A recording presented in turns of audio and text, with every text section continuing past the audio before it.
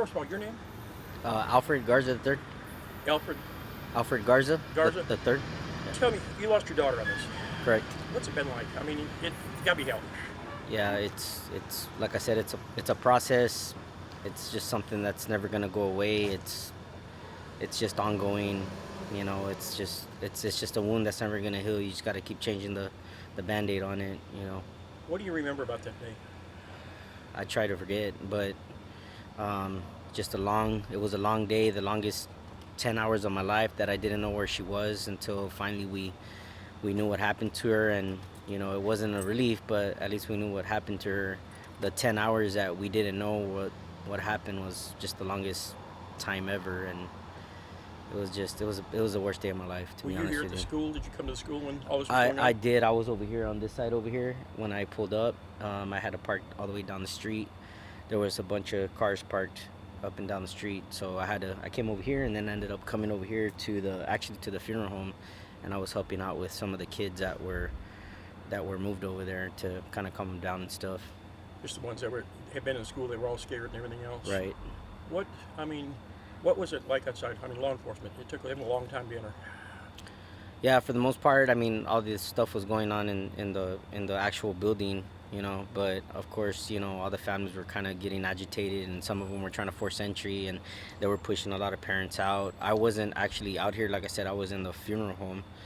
I was trying to calm some of the kids down, even trying to look for my daughter, which I didn't find. I have a lot of family members that have children that were here at the school that day, and I interacted with some of them. And I was just trying to get some of the kids to maybe call their parents to let them know they were okay, trying to calm them down. We were taking names to see who was there and stuff like that. So, at the same time of me worrying about what happened to my daughter, instead of trying to go into the school, I was actually trying to do what I could by helping the kids calm down and being there for them, while they were, scared.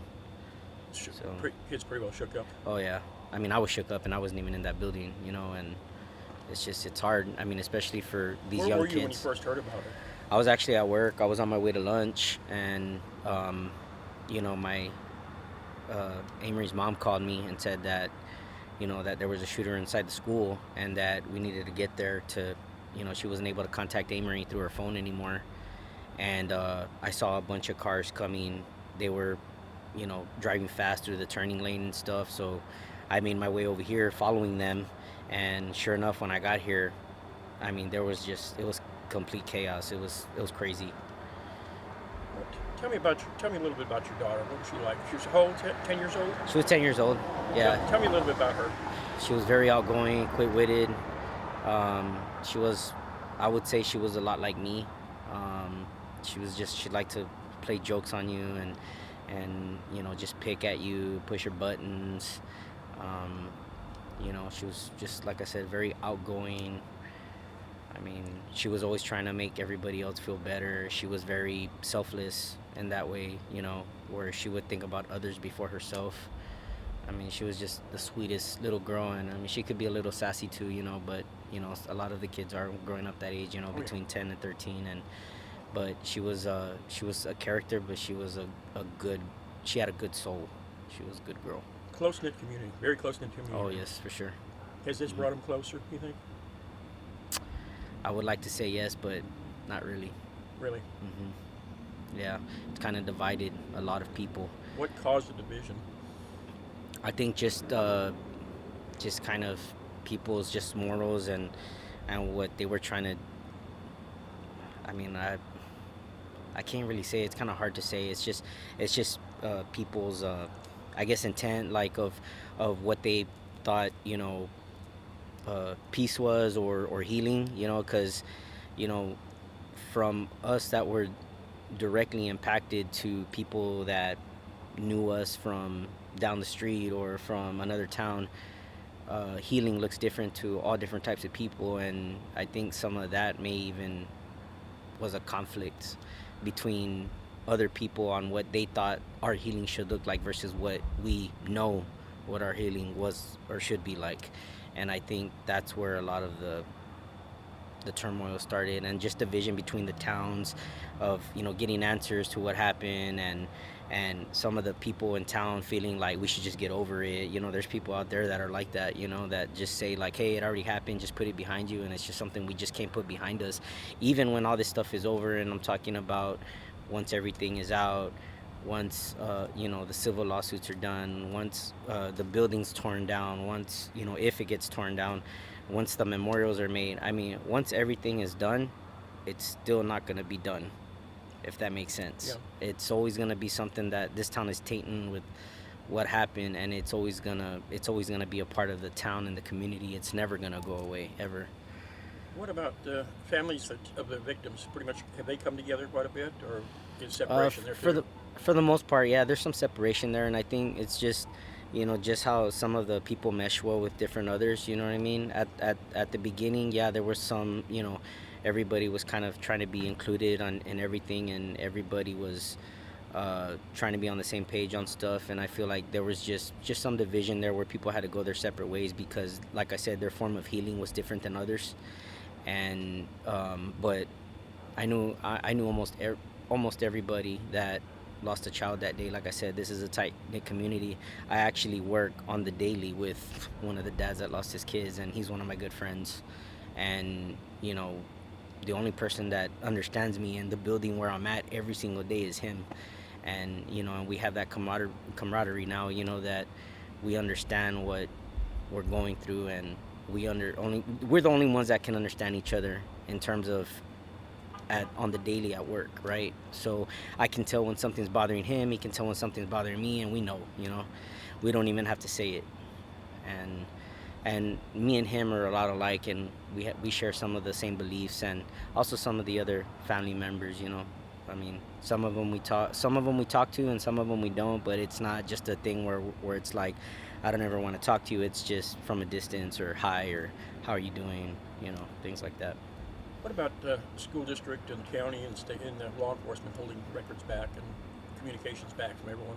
What's your feeling? I know the school district was holding back, heading through some lawsuits with media and all, and I think they sent an alert out to the community on Friday that, hey, we're going to be releasing these records. What do you think about the release? And I mean, I don't think there's anything in those records that's going to be valuable to fact finding. Like, I think most of the information, and we already know what happened. You know, anybody that wants to write a story on what happened are free to do so, right? But I think the media has a duty to not put out distasteful media, you know, and there's going to be some imagery connected to the loss of our children. And I think that's what a lot of us are worried about. Is we're already going through a process where we're trying to heal on what happened that day. And like I said, it's a daily struggle every day for the last 3 years, you know, or however long it's been. And for something like this to happen, it's just, like I said, it's ripping the Band-Aid off again, fresh wound, and then now we gotta heal all over again and start back to square one.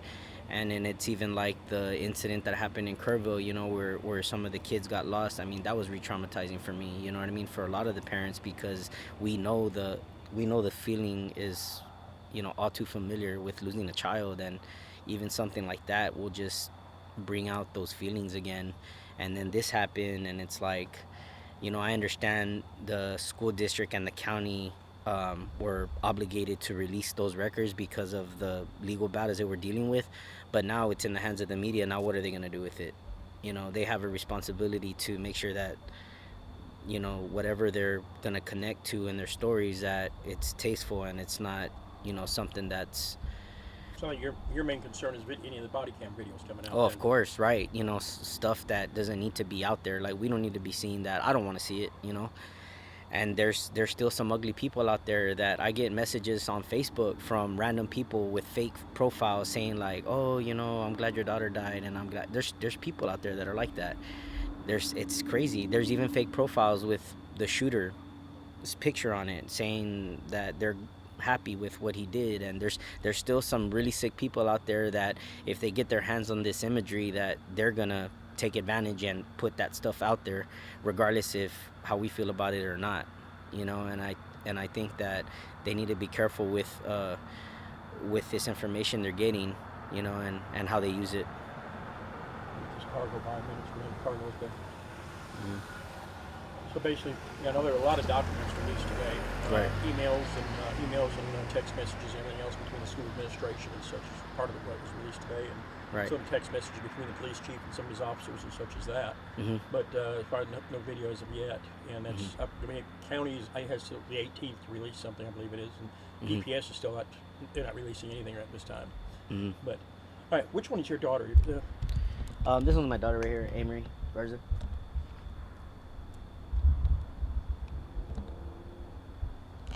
Cute little girl.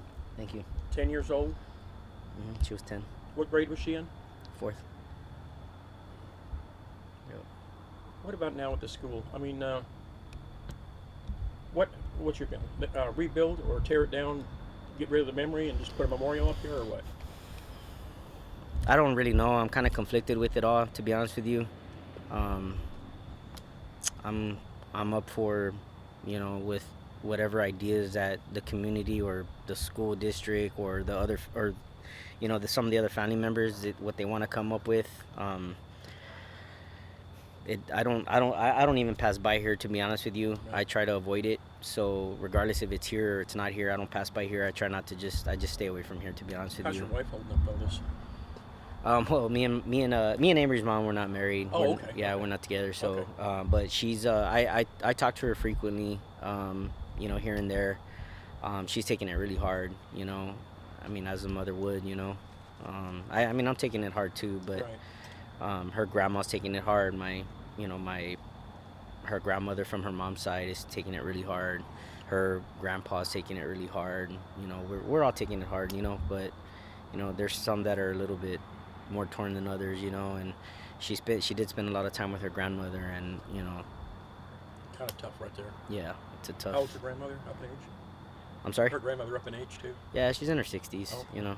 She's up there, but I mean, she still looks great. Yeah. Okay. All right, sir. And your name one more time. Alfred Garza III.